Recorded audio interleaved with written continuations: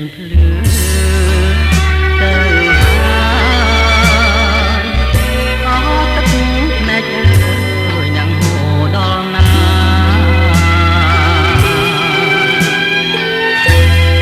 បីអ្នកហោចូលជាជលសា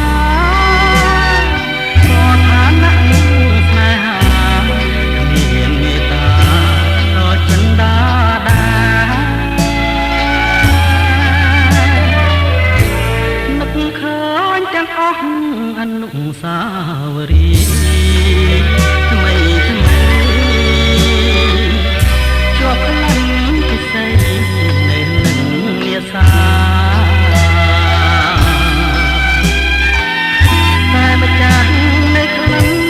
ឃ្លាតហើយណាម្ដាយអូនចិត្តរស្យាគ្រាន់តែស្នេហាក៏មានឋានៈ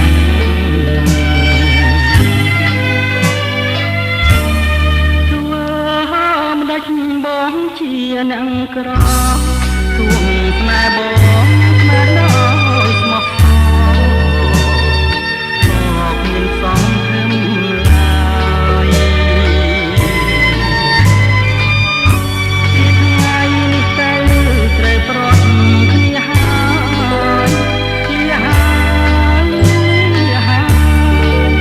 អូនអើយនៅឲ្យសុខ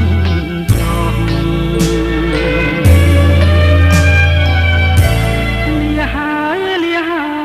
លុះអង្វសាន